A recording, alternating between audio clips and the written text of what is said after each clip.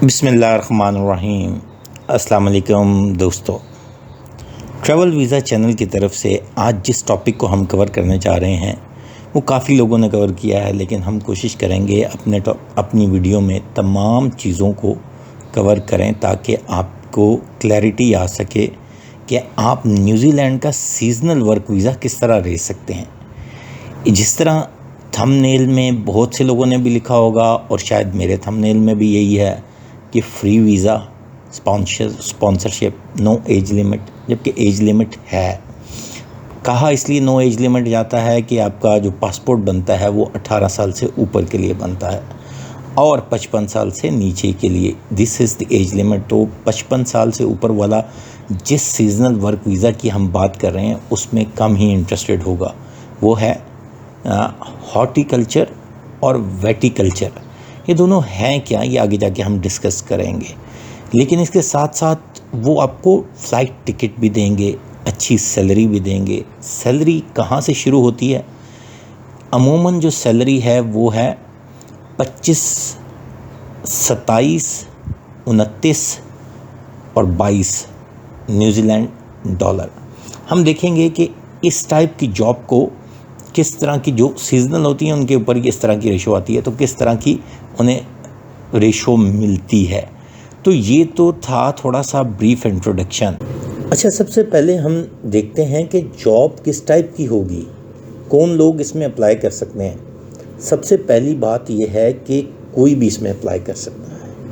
कोई भी से मुराद ये है कि जॉब की टाइप्स आप देखेंगे तो फ्रूट पिकर इसकी एक टाइप है, वेजिटेबल पिकर इसकी एक टाइप है। उसके बाद मतलब ये जॉब टाइटल्स हैं। पैकर्स मुराद ये है कि आपको पैकिंग करने की मतलब रिस्पॉन्सिबिलिटी दी जा सकती है। फार्म इक्विपमेंट ऑपरेटर मुराद ये है कि आपको कोई भी वेजिटेबल पिकर मशीनरी या इस तरह की सोइंग मशीन्स उनको चलाने का आइडिया हो तो आप तब भी इसमें अप्लाई कर सकते हैं। ये जॉब्स अवेलेबल हैं। फार्म वर्कर्स मतलब वाटरिंग और डिफरेंट टाइप की जो नौइयत के टूल्स हैं वो आप चला सकेंगे। फार्म वर्कर बनना चाह रहे हो तो dairy farm workers, forklift operator मतलब फोर्क लिफ्टर जो है वो एक मशीन है जिसको फोर्क लिफ्ट ऑपरेटर चलाते हैं, तो उनके लिए भी ये अपॉर्चुनिटीज़ हैं। Warehouse workers, store persons, sales manager. तो ये जॉब टाइटल्स हैं जिससे आपको अंदाज़ा हो सकेगा कि किस किस्म का जो है ना किस किस्म के लोग इसमें अप्लाई कर सकते हैं। और सबसे अहम चीज़ ये है कि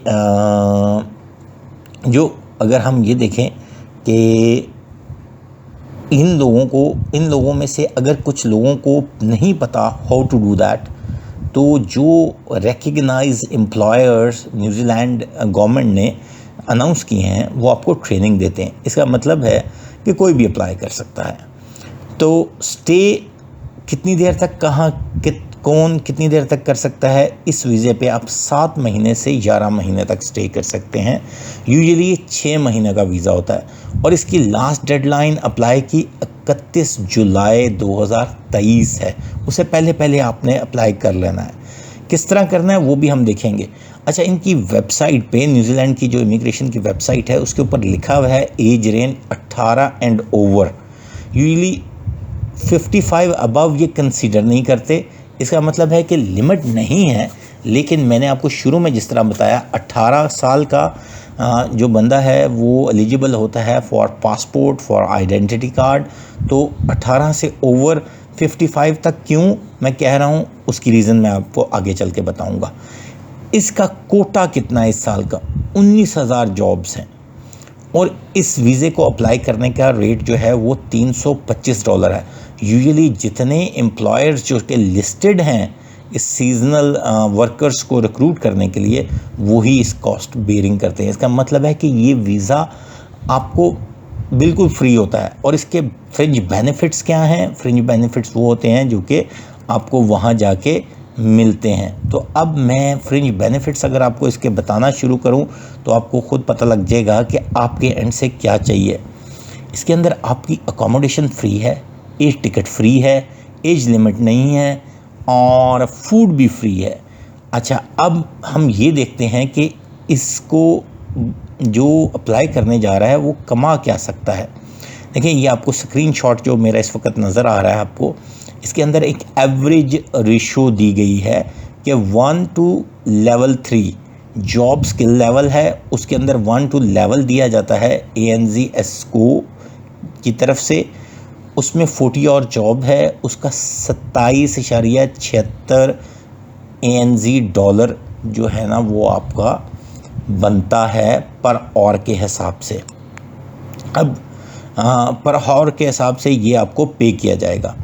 पर आवर से अगर आप 40 आवर्स अ वीक है तो आप उसे मल्टीप्लाई करेंगे ना तो आपको खुद पता लग जाएगा कि आपको कितना मिलेगा। 27.76 डॉलर, जो कि एक एवरेज जो है ना वो दिया जाता है ऐसे लेवल 1 से लेवल 3 के ग्रेड के एम्प्लॉय को। अब ये बनता है 1110 ANZ डॉलर, और ANZ डॉलर की आगे कन्वर्जन आप लोग कर सकते हैं। तो यूजुअली क्या होता है कि इसके अंदर जो अगले ग्रेड हैं वो हैं उनकी एक्सेप्शन दी जाती है कि वो $41 पर आवर्स के हिसाब से रेट किए जाते हैं, वो है 4 से 5 लेवल के। और इसी तरह हम देख सकते हैं कि $41 जो है वो एक अच्छी अमाउंट बन सकती है। लेकिन जिन जॉब्स का मैंने आपके सामने जिक्र किया, जिनका नाम मैंने आपके टाइटल्स मैंने आपसे डिस्कस किए, वो आपको मैं फिर दोबारा बता देता हूँ। इन जॉब्स के ऊपर अराउंड $29 मिलता है। Food picker, vegetable picker, packer, farm equipment operator, farm worker, और इसके अंदर ओवर टाइम भी होता है। Dairy farm worker, forklift operator, उसके बाद वेयर हाउस वर्कर और सेल्स पर्सन और स्टोर पर्सन। अच्छा, अब ये तो हो गया आपके पास कौन बंदे अप्लाई कर सकते हैं और कितना प्रोसेसिंग टाइम है, इसका मैंने अभी तक आपके साथ जिक्र नहीं किया। न्यूजीलैंड की इस वीज़े के लिए पहले प्रोसेसिंग टाइम यूजुअली 9 दिन था, 9 वर्किंग डेज़। अब इन्होंने प्रोसेसिंग बहुत बेहतर की है, ऑनलाइन प्रोसेसिंग है, तो वो 3 दिनों में प्रोसेस कर देते हैं। अच्छा, अब इस चीज़ को अगर हम आगे लेके जाएं तो हमें ये पता लगेगा वर्टिकल्चर और हॉर्टिकल्चर के अंदर only work planting, maintaining, harvesting और पैकिंग क्रॉप्स, ये इस एरिया को फोकस किया जा रहा है इन 19,000 जॉब्स के लिए। अच्छा, अब इसमें जो सबसे अहम चीज़ है वो ये है कि जिन लोगों ने 2022 में अप्लाई किया था वो 2023 में भी अप्लाई कर सकते हैं। ये उन्होंने एक इन्फॉर्मेशन दी है। आपका जो वीज़ा है वो मतलब आपका जो है ना मैक्सिमम स्टे मैंने आपको बताया 11 महीने हो सकता है, और जो वीज़ा मिलता है आपको 6 से 6 महीनों का मिलता है, क्योंकि ये वर्क टाइम इसकी अक्टूबर ऑनवर्ड से लेके 6 महीने प्लस है।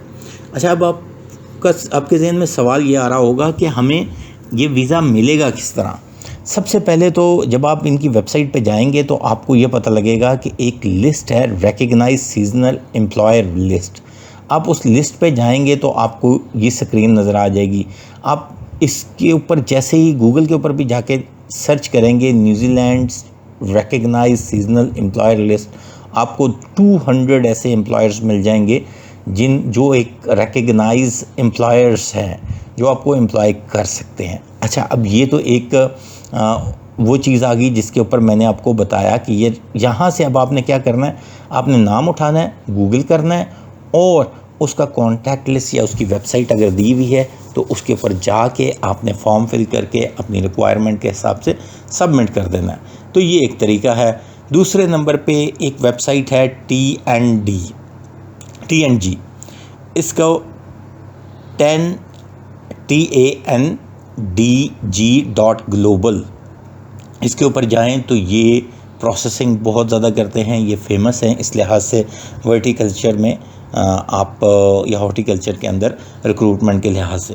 तो इनके करियर सेक्शन में जाएं तो आपको तमाम चीज़ें मिल जाएंगी। अब हम ज़रा देखते हैं कि इस वीज़े को अप्लाई किस तरह किया जा सकता है। Who can apply and who can अच्छा, अब मैंने चंद एक चीज़ें बताई थी वो मैं यहाँ आपको क्लियर करूँगा। हु कैन अप्लाई, कौन अप्लाई कर सकते हैं।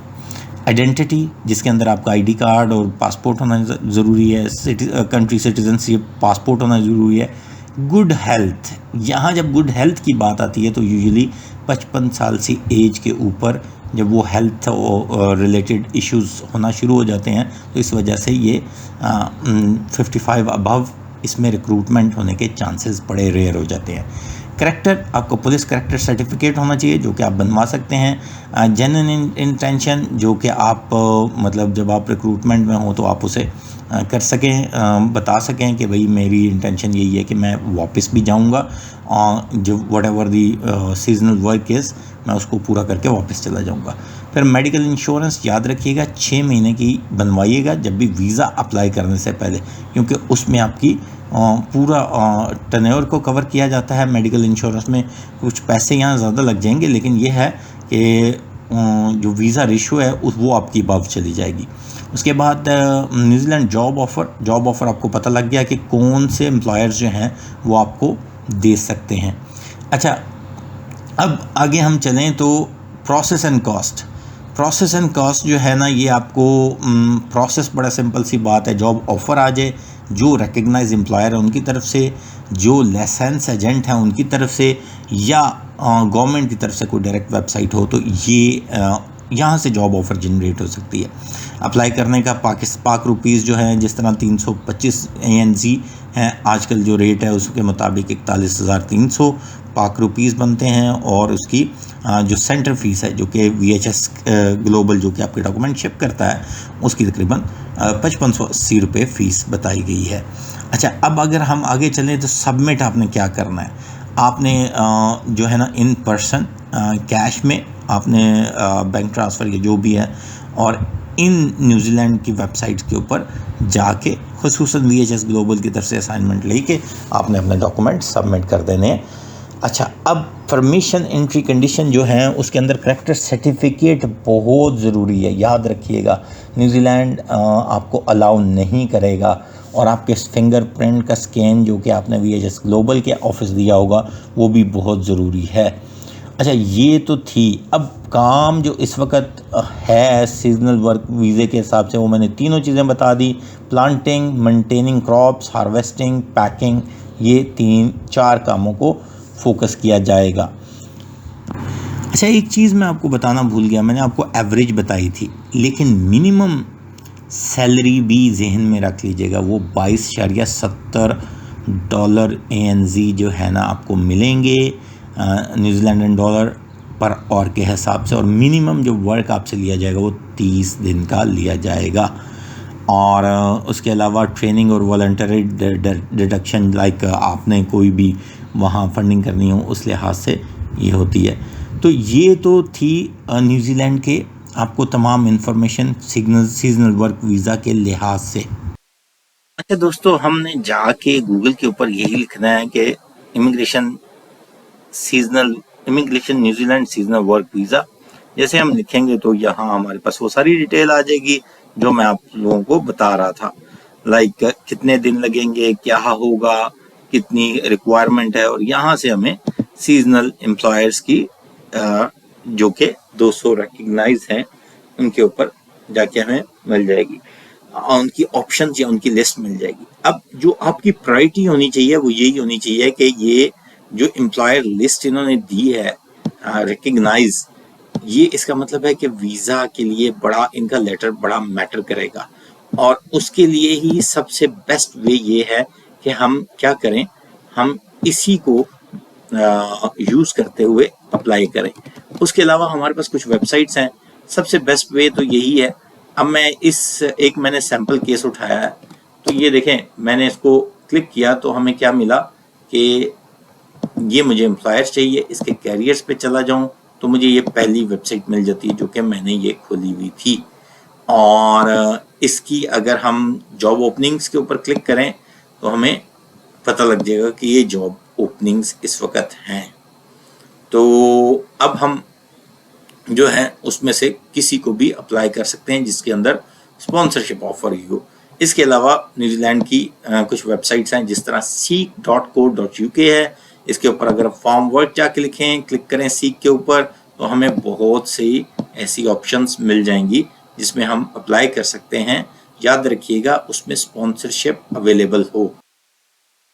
इसी तरह एक ट्रेड मी वेबसाइट आप जाके लिखेंगे आपको ये आ जाएगा। देखिए horticulture, hospitality, tourism job, fishing job, agriculture job, तो ये जॉब्स जो हैं आजकल जिन जॉब्स का जोर है न्यूजीलैंड गवर्नमेंट की तरफ से उन्हीं को ये ऑफर करती हैं ज़्यादातर, और वो जॉब आपको अवेलेबल मिलेगी। तो इसी तरह जो सबसे बेस्ट आपके पास प्लेस है वो यही है कि आप इसमें से किसी को भी उठाएं और उसको सर्च करें गूगल के ऊपर, और उसकी लोकेशन देखें, उसकी वेबसाइट देखें, उसका फेसबुक पेज देखें, या उसको लिंक्डइन के ऊपर सर्च करें, तो आपको पता लग जाएगा कि किस तरह हमने इसके अंदर लॉगिन करके आपने इसके लिए अप्लाई करना है। तो ये बहुत सी फार्मिंग से रिलेटेड आपके पास कंपनीज मिल जाएंगी, एम्प्लॉयर्स मिल जाएंगे, और उसमें अंदर आप क्या कर सकते हैं, आप उसे अप्लाई कर सकते हैं और वीजे की या अपॉर्चुनिटी को अटेम्प्ट कर सकते हैं। याद रखिएगा आपका सीवी मोस्टली सीजनल वर्क के ऊपर थोड़ा बहुत लाजमी कवर करता हो। ऑल्दो कि ये लोग ट्रेनिंग दे के भी ले आते हैं लोगों को, लेकिन या वहाँ जाके ट्रेनिंग भी देते हैं, लेकिन बेहतर ये है कि हम अगर ऐसे जॉब्स के लिए अप्लाई कर रहे हैं जिसके अंदर ऑपरेटर, फोर्कलिफ्ट ऑपरेटर है या फार्म इक्विपमेंट ऑपरेटर है, तो उसके लिए हमें कुछ ना कुछ हैंड्स ऑन जॉब होनी चाहिए। दोस्तों ये थी आज की वीडियो। कमेंट्स करना या कोई सवाल है आपके जहन में तो वो कमेंट्स में पूछें, और वीडियो को लाइक करना ना भूलिएगा। अस्सलाम वालेकुम।